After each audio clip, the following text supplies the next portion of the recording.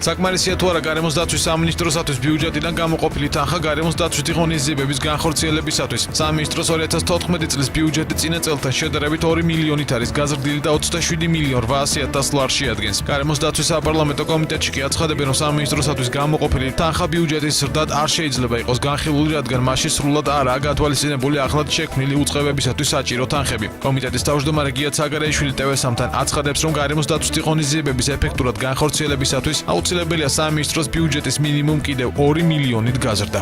რამდენიმე ახალი დაწესებულება ჩამოყალიბდა, შეიქმნა, რომელთა წინაშე უზარმაზარი გამოწვევებია, თუნდაც ბრაკონიერობის წინააღმდეგ ბრძოლა, ხეტკის უკანონო მოპოვება, გარემოს დაბინძურება, ჰაერის, წყლის, ნიადაგის, ეს ხდება ყველგან და ხდება ფაქტობრივად 24 საათიან რეჟიმში.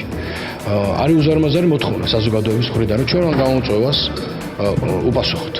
კავკასიის გარემოს დაცვითი არასამთავრობო ორგანიზაციების ქსელის წარმომადგენლის კახა ბახტაძის განცხადებით, კი ქვეყანაში არსებული ეკოლოგიური მდგომარეობის გათვალისწინებით მთავრობის პრიორიტეტს გარემოს დაცვა უნდა წარმოადგენდეს. მისი თქმით, სამინისტროში ახლად შექმნილი სამსახურების სათანადოდ ასამუშაებლად ბიუჯეტის გაორმაგებაა საჭირო. ბახტაძის განმარტებით, შესაბამისი რესურსის არსებობის შემთხვევაში შესაძლებელია როგორც გარემოს დაცვის, ასევე ჯანდაცვის კუთხით მნიშვნელოვანი პრევენციული ღონისძიებების განხორციელება.